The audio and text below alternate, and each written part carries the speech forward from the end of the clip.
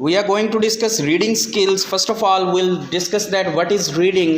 The reading concept has been misunderstood due to some wrong ideas about the nature of reading, as reading is a cognitive process which includes transferring the written symbols by the reader through the eyes. So these symbols need understanding meaning and then integrating this meaning to personal experience. Therefore, there are some highly complex psychological process concerned with reading. Consequently, there are two concepts of reading. First, the mechanic pattern, which means the psychological response to what is written. Secondly, the cognitive process, in which the readers can think, infer, and understand the meaning. As a result, reading is a complex process which includes not only printed words but also understanding meaning of the written expression. So first of all, keep in your mind that reading is a complex process. Reading एक ऐसा अमल है जिसमें बाज़ औक़ात हमें misconception भी आती है कि हमें उसमें समझने में प्रॉब्लम होता है। तो ये सबसे पहले आपने जहन में रखना है कि ये कम्प्लेक्स प्रोसेस है। इसमें बेसिकली हम क्या करते हैं, सिंबल्स को या वर्ड्स को इंटरप्रेट करते हैं through our abilities, through our skills. वो सिंबल्स भी हो सकते हैं, वो वर्ड्स भी हो सकते हैं, वो किसी किस्म के आपके इशारे भी लिखे हुए हो सकते हैं, किसी किस्म के आपको कोटेशंस भी लिखी हुई हो सकती है। That up to us that how we have to interfere and how we have to interpret that lines. So इसमें दो किस्म के हम डिस्कस करेंगे patterns. The number one is mechanic pattern which means the psychological response to what is written. आप जब भी कोई चीज़ पढ़ते हैं, देखते हैं, तो आपका दिमाग उसको क्या समझता है, that is the first pattern that you have to deal with in the reading. कि आप जब कोई वर्ड आपकी आंखों के सामने से गुज़रता है तो आप उसका देखें। ये जैसा कि लिसनिंग के ऊपर हमने बात की थी, तो लिसनिंग जो है हमारा ऐसा प्रोसेस है जिसके अंदर साउंड वेव्स हमारी कहाँ पे आके लगती हैं, अब हमारे एयर ड्रम पे आके लगती हैं, एयर ड्रम से होती हुए हमारे दिमाग तक पहुँचती हैं। वहाँ से हमें सिग्नल्स मिलते हैं कि ये म्यूज़िक है, ये शोर है, ये नात है, ये रोने की आवाज़ है, ये हंसने की आवाज़ है। Same is the case with the reading. Reading में हमें क्या मिलता है, सामने लिखे हुए अल्फाज मिलते हैं। हमारी आँखों जब हमारी आँखें उन अल्फाजों को देखती हैं तो आँखों के ज़रिए ये जब हमारे दिमाग तक पैगाम पहुँचता है तो हमारा दिमाग सबसे पहला रिस्पॉन्स क्या देता है कि ये अलिफ लिखा हुआ है, ये बे लिखा हुआ है, ये 3 लिखा हुआ है, ये 4 लिखा हुआ है। समझ आ रही है ना बात की। So that is very technical process and mechanical process first we are going to discuss कि ये सबसे पहला वो प्रोसेस है जो हमारे दिमाग के साथ लिंक करता है और हमारा दिमाग रिस्पॉन्स करता है कि आप जो पढ़ रहे हो वो क्या है। बाज़ औक़ात मिसकंसेप्शन कहाँ होती है, आपके सामने लिखे हुए वर्ड्स आते हैं लेकिन आपको पता नहीं चल रहा होता ये क्या लिखा हुआ है। उसमें दो चीज़ें हो सकती हैं, एक तो वो लिखा हुआ ठीक नहीं होता या फिर ऐसा वर्ड लिखा होता है जो आप पहली दफ़ा देख रहे होते। ठीक है। So that is very complex process. As a being a reader आपको पता होना चाहिए कि रीडिंग का सारा जो इसका कंटेक्स्ट है वो आपके दिमाग के साथ मिलता है and that is technical process. Keep in your mind, complex के साथ साथ होने के साथ साथ ये टेक्निकल भी है। अगर आप फॉर एग्जांपल आपके सामने लिखा हुआ गलत आता है या आप पढ़ते गलत है तो आपका दिमाग आपको वही चीज़ फीड करता है जो आप पढ़ रहे होते हैं या जो आप देख रहे होते हैं। सो रीडिंग में आप यही करते हैं ना कि आप मुख्तलिफ किस्म के, फॉर एग्जांपल ये सामने पेनाफ्लेक्स लगा हुआ है, आप इसको देखते हैं। अगर आखिरी लाइन को आप देखें, लिखा हुआ है गवर्नमेंट ग्रेजुएट कॉलेज चौकाज़ा। ठीक है। अगर ये उल्टा लिखा हुआ होता, अगर इसके अंदर कोई कम्प्लेक्सिटीज़ होती तो आप इसको अच्छी तरह, आपका दिमाग जब आप इसको देखते हैं आँखों से आपके जो आँखों से सिग्नल आपके दिमाग की तरफ जाते तो वो मिस इंटरप्रेट होता, कहीं ना कहीं जाके वो आपको कहता कि ये गवर्नमेंट तक तो समझ आ रहा है, आगे ग्रेजुएट जो है वो गलत लिखा हुआ है। बाज़ औक़ात आप लिखी हुई चीज़ को पढ़ते हैं तो पढ़ने के बाद आप इंटरप्रेट करते हैं और आप कहते हैं ये आपने गलत लिखा हुआ है। वो कैसे कर लेते हैं?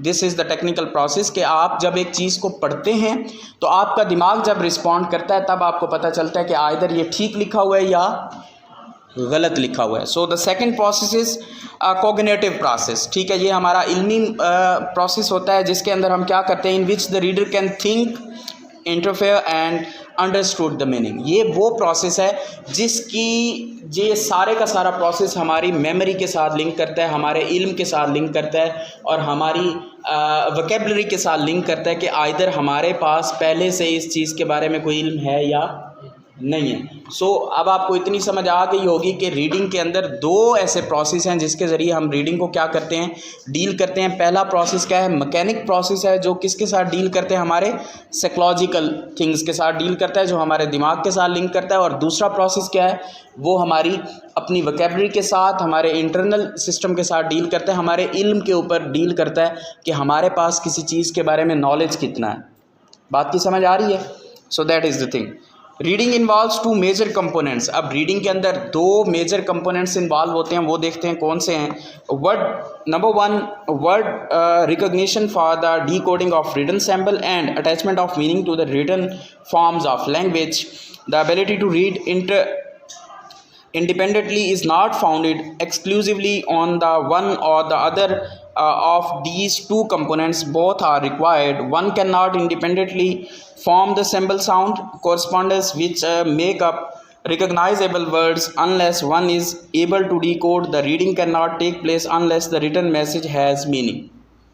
कहता है कि इसके अंदर दो कैटेगरीज हैं।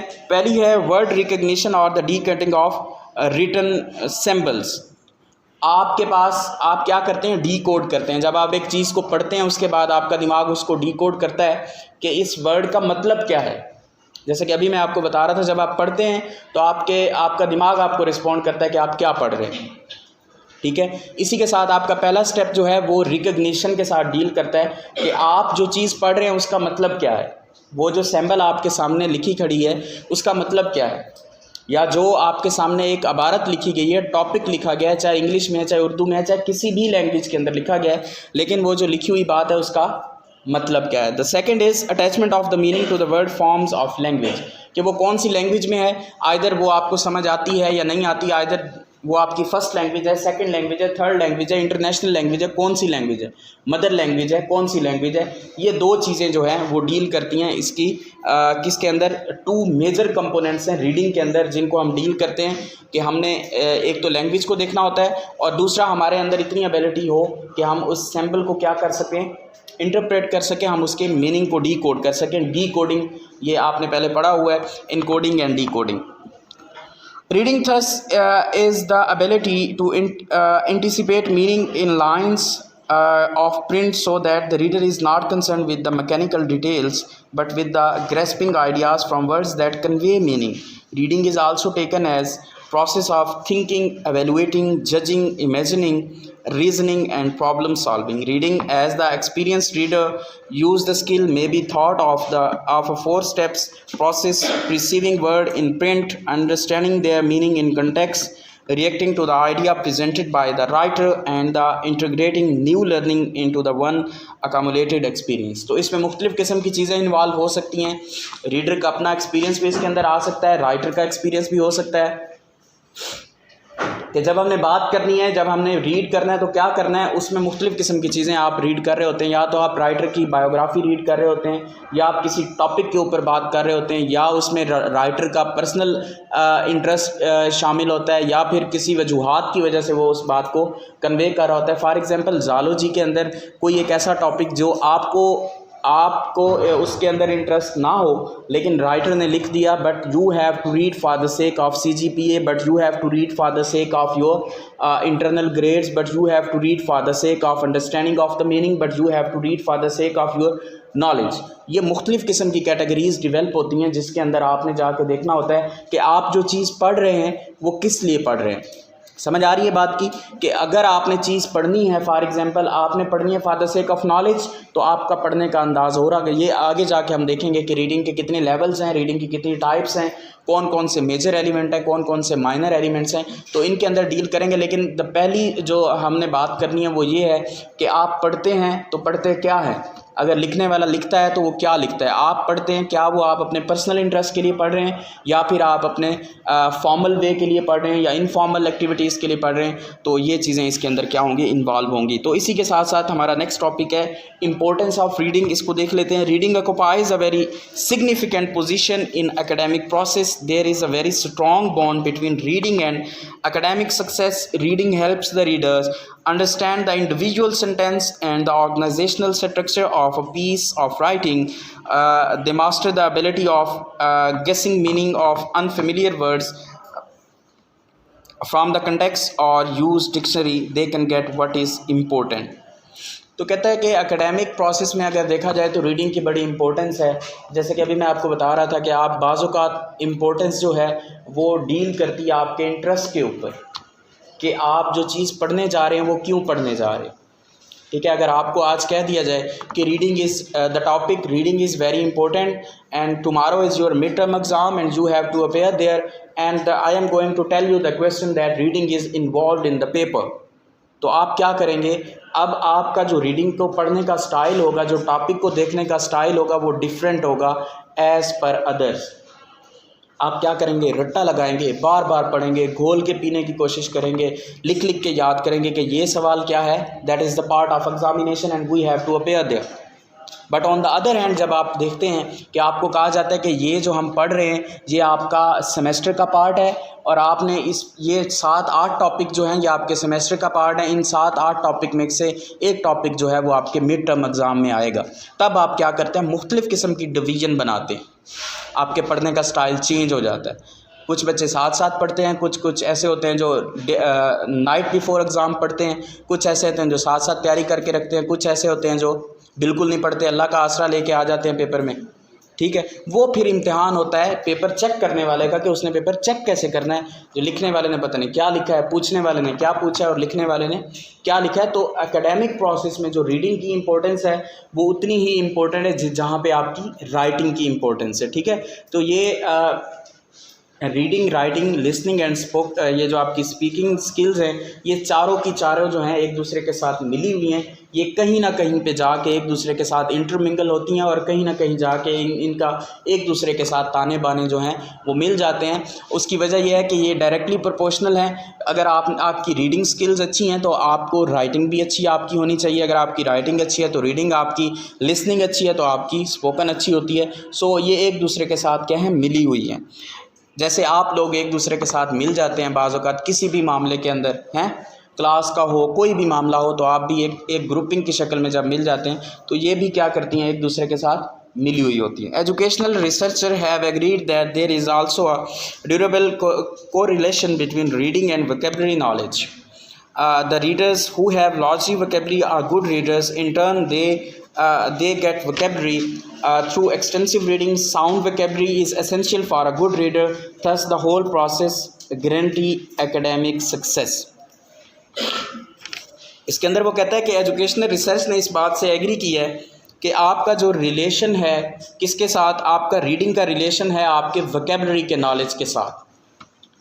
फॉर एग्ज़ाम्पल, अगर आपकी वोकैबुलरी अच्छी है, आपको पहले से काफ़ी सारे वर्ड्स आपके जहन के अंदर हैं और आपको उनका मतलब आता है और आप एक ऐसा पैसेज पढ़ते हैं जो न्यू है आपके लिए और वो इतना इम्पोर्टेंट है as that is important for the sake of your paper.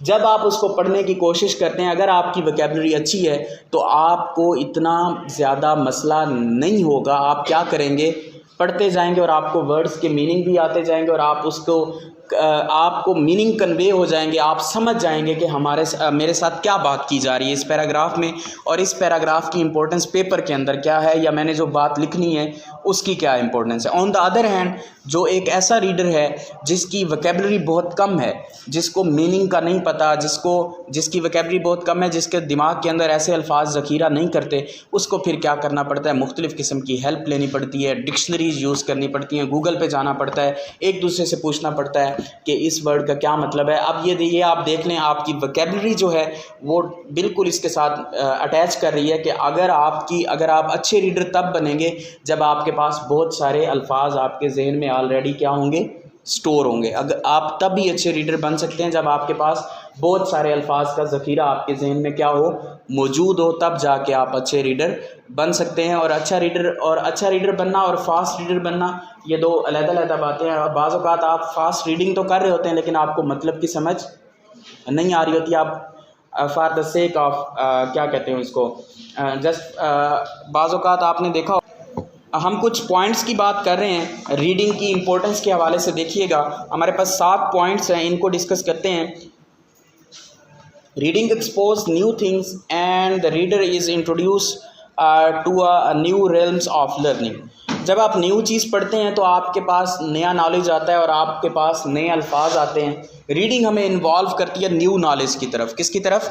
New knowledge की तरफ, जो हमने पहले नहीं पढ़ा होता या जो हमारी नज़रों से पहले नहीं गुजरा होता। फॉर एग्जांपल अभी आप 3rd सेमेस्टर में बैठे हैं, जो आपका कोर्स कंटेंट 4th सेमेस्टर का है। जब आप पढ़ेंगे तभी आपको 4th सेमेस्टर के कोर्स कंटेंट का भी पता चलेगा और आपको उनकी आउटलाइंस का भी पता चलेगा और ऑब्जेक्टिव्स का भी पता चलेगा कि ये हम कोर्स जो पढ़ रहे हैं क्यों पढ़ रहे हैं। ठीक है। In the light of the reading made by the student, they can have better understanding of the world, which boosts their confidence and develops in them acumen and ability to face challenges. Reading इंसान को निखारती है और मुख्तलिफ़ किस्म के challenges को सामना करने के लिए उसको तैयार करती है, बूस्ट अप करती है। और वो बताती है कि फॉर एग्ज़ाम्पल आप देखते हैं, आप कहते हैं कि हमने अपनी ड्रेसिंग कैसे ठीक करनी है। अब ठीक है, आप जाते हैं गूगल पे जाते हैं, आप लिखते हैं 5 ways टू इम्प्रूव ड्रेसिंग। वैसे इनके साथ तो ये बात नहीं करनी चाहिए, आपके साथ कर लेते हैं। इनको तो वैसे ही जदीद तरीके आते हैं ड्रेसिंग के बारे में। माजरत के साथ दैट्स बिटर ट्रुथ, क्योंकि इनकी जो सेंस है वो ज़्यादा अच्छी होती है एज़ कम्पेयर टू देम, कि वो मैचिंग भी हो रही होती है और जूते भी एक जैसे हों, आई लाइनर भी एक जैसा हो, रिंग जो पहनी हुई है। आजकल तो एक नया ट्रेंड आ गया है जो कि बड़ा तेज़ी से फैल रहा है कि मास्क जो है वो भी एक जैसा होना चाहिए, अदरवाइज़ मास्क नहीं पहनना। ठीक है, तो आप क्या करते हैं, अब आपको नहीं पता कि हाउ टू इम्प्रूव ड्रेसिंग, आप जाते हैं या तो आप किताब लेंगे ड्रेसिंग के हवाले से, या आप गूगल पे जाएंगे, आप गूगल से पूछेंगे कि, या आप यूट्यूब पे जाएंगे, वीडियो देखेंगे, आप कहेंगे कि मुझे बताया जाए कि ड्रेसिंग को कैसे इम्प्रूव करना चाहिए। अगर फॉर एग्ज़ाम्पल आप जाते हैं गूगल करते हैं तो आपको वो लाइंस पढ़नी पड़ेंगी ना। तो रीडिंग क्या करती है, आपकी पर्सनैलिटी को भी डेवलप अप करने के लिए काम करती है। आप फॉर एग्जांपल वो 5 वे पढ़ते हैं और आप कहते हैं कि हाँ जी ये जो पहली 2 खसूसियत हैं ये तो मेरे में हैं, ये 3 नहीं हैं, इनके ऊपर अगर मैं काम करूं तो मेरी ड्रेसिंग क्या हो सकती है, और ज़्यादा अच्छी हो सकती है। Reading promotes adaptability and one is better position to undergo real experience. आपको बाज़ औक़ात रियल एक्सपीरियंस के बारे में भी रीडिंग आपको इन्वॉल्व करती है। फॉर एग्ज़ाम्पल हम कहते हैं अब हमने सुना भी सही और पढ़ा भी सही, हम कहते हैं कि ये दुनिया क्या है, फ़ानी है, मौत क्या है, बरहक है, हर किसी को आनी है। ये बात या तो हमने सुनी है या हमने पढ़ी है। जहाँ तक सुनने का ताल्लुक़ है, जिनसे हमने सुनी है उन्होंने भी तो पढ़ी होगी, या उन्होंने भी किसी से सुनी है तो उन्होंने तो पढ़ी होगी। तो रीडिंग हमें बाज़ औक़ात रियल ट्रुथ्स की तरफ भी लेके आती है और हमें बताती है कि बिटर ट्रुथ क्या है, यूनिवर्सल ट्रुथ क्या है और आपका ट्रुथ क्या है। ये हमें डिफ्रेंशिएट भी करती है और हमें चीज़ों का एनालिसिस करने के ऊपर भी हमें मजबूर करती है कि हम कहाँ पे खड़े हैं, हमारी अप्रोच कहाँ पे खड़ी है और जो यूनिवर्सलिटी है वो कहाँ पे फॉल करती है।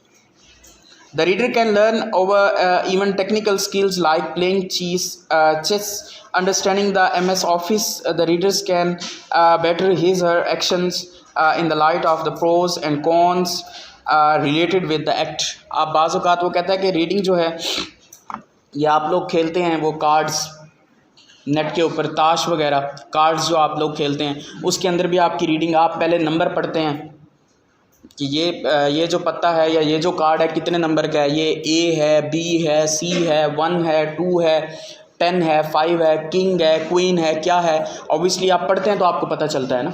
ठीक है। ऑन द अदर हैंड आप देखें MS ऑफिस, आप लोग अगर आप में से कोई बच्चा यूज़ करता है MS ऑफिस वर्ड या MS एक्सेल हो गया या पावर पॉइंट हो गया, इसके अंदर आप देखें, आप चीज़ों को पहले पढ़ते हैं, आप कमांड्स को जाके पहले देखते हैं, पढ़ते हैं। आप जैसे ही कमांड को देखते हैं, कमांड आपके जहन में आती है कि हाँ ये अगर फॉर एग्जांपल वहाँ पे लिखा हुआ है कि ऐड न्यू फाइल या सेव, इस तरह की चीज़ जब आप देखते हैं तो तभी आपको क्या होता है, चीज़ों के साथ आपको ये आपको टेक्निकल स्किल्स के अंदर भी रीडिंग जो है वो आपकी क्या होती है, इन्वॉल्व होती है। टेक्निकल स्किल थोड़ी सी ये मैं एक और आसान एग्जांपल दे देता हूँ ताकि आपको समझ आ जाए, कॉमन एग्जांपल के बाज़ औक़ात आपने देखा होगा ड्राइविंग के कवानीन होते हैं, रोड के ऊपर आप जा रहे हो, लिखा होता है आहिस्ता चलाएं आगे स्कूल है, आहिस्ता चलाएं आगे सड़क बन रही है, या लिखा होता है हारन बजाना मना है आगे स्कूल है। और हम क्या करते हैं, स्कूल के ऊपर जाके वो हमारा क्या हो जाता है, कंपलसरी हो जाता है। So that is another aspect, but the thing is that कि हमें रीडिंग जो है वो टेक्निकल एजुकेशन भी देती है, हमें स्किल्स भी हमारे अंदर पैदा करती है, हमारे अंदर नॉलेज भी पैदा करती है। सिर्फ जो हमारी रीडिंग है वो सिर्फ हमें नॉलेज की हद तक नहीं रखती, हमें हमारी पर्सनैलिटी को भी ग्रूम अप करती है, हमारी चीज़ों को भी सिस्टमाइज़ करती है, और साथ साथ हमें लर्निंग भी देती है। वो कौन सी लर्निंग हो सकती है, वो टेक्निकल भी हो सकती है, वो किसी और हिसाब से भी आपकी जो है हो सकती है। Readers can learn a lot of from experience of others, thus can gain lesson of wisdom which earns for him his success। कहता है कि बाज़ औक़ात आपके जो एक्सपीरियंसेस हैं वो रीडिंग के साथ लिंक करते हैं। आप जितना ज़्यादा नॉलेज गेन करते हैं, आप जितनी ज़्यादा किताबें पढ़ते हैं, फॉर एग्ज़ाम्पल आप कहते हैं कि इस्लाम क्या है, आप इस्लाम क्या है इसके ऊपर आप मुसलमानों की किताबें भी पढ़ते हैं, आप डील कैरंगी की भी किताबें पढ़ते हैं, आप जॉफ्री चौसर की भी किताबें पढ़ते हैं, आप शेक्सपियर की भी किताबें पढ़ते हैं। फॉर एग्ज़ाम्पल उन्होंने लिखी है नहीं लिखी है एक अलहदा बात, लेकिन आप जब ज़्यादा से ज़्यादा नॉलेज उसके ऊपर आप पढ़ेंगे, रीडिंग करेंगे, तो आपको पता चलेगा कि दूसरे मज़ाहिब वाले इस्लाम के हवाले से क्या कंसेप्ट रखते हैं, मुसलमानों का अपना क्या कंसेप्ट है। So the thing is that कि रीडिंग जो है आपके एक्सपीरियंस को भी क्या कर रही होती है, काउंट कर रही होती है, बढ़ा रही होती है। जब एक बंदा जिसको सिर्फ इस्लाम वो बताया गया है जो इस मुसलमानों ने बताया, उसको उतना पता है, एक वो बंदा है जिसने रीडिंग की है कि फ़लाँ फ़िलासफ़र क्या कहता है, फ़लाँ फ़िलासफ़र क्या कहता है, फ़लाँ क्या कहता है, उसके जो एस्पेक्ट हैं, उसका जो माइंड है वो ज़्यादा क्लियर होगा as compare to other one. Reading also serves as a good tool of connection with the other cultures and the civilization, thus it provides a platform, a better comparative analysis। आपकी reading जो है वो आपको culture और civilisation भी सिखाती है, आपको एक दूसरे के साथ मिलने के लिए भी तरीके बताती है, कम्युनिकेशन के अंदर कैसे आपने एक दूसरे को डील करना है। अगर हम ज़्यादा दूर ना जाएं, कल्चर और सिविलाइजेशन की तरफ ना जाएं, हम कम्युनिकेशन को देख लें कि फ़ॉर एग्ज़ाम्पल आप क्या करते हैं थ्रू टेक्स्ट, जब आप कम्युनिकेशन करते हैं ये आपको ज़्यादा जल्दी समझ में आएगा। फ़ॉर एग्ज़ाम्पल व्हाट्सअप आप यूज़ करते हैं, फेसबुक मैसेंजर यूज़ करते हैं, इंस्टाग्राम यूज़ करते हैं, एनी अदर सोशल मीडिया आप यूज़ करते हैं, तो उसके अंदर भी आप जब टेक्स्ट लिख के भेजते हैं तो दूसरा बंदा पहले उसको क्या करता है, रीड करता है। तो आपकी रीडिंग जो है वो आपके हर एस्पेक्ट के अंदर, ज़िंदगी के हर एस्पेक्ट के अंदर कहीं ना कहीं आपकी रीडिंग इन्वॉल्व होती है। Reading makes the reader imaginative and bless him with the creative abilities. Reading जो है वो आपको क्या करती है, इमेजिनेटिव बनाती है, और इंसान को क्या करती है, ऐसी खुदादाद सलाहियतें प्रोवाइड करती है जो उसके अंदर क्रिएटिव एबिलिटीज़ पैदा करती हैं कि इंसान खुद से क्या कर लेता है, काम करना शुरू हो जाता है। फॉर एग्ज़ाम्पल हम अपने लेक्चर का इख्तिताम एक कॉमन सी एग्ज़ाम्पल से करते हैं। आपने देखा होगा आजकल कहा जाता है कि मुख्तलिफ़ किस्म के ऑनलाइन कोर्सेज़ हैं, उनको सीख लें, आप ऑनलाइन काम कर सकते हैं, ठीक है। आप ऑक्टाफेक्स है, आपका बाइनेंस है, मुख्तलिफ़ किस्म की साइट्स हैं, मुख्तलिफ़ किस्म की चीज़ों को आप काम करके आप अपनी ऑनलाइन अर्निंग कर सकते हैं।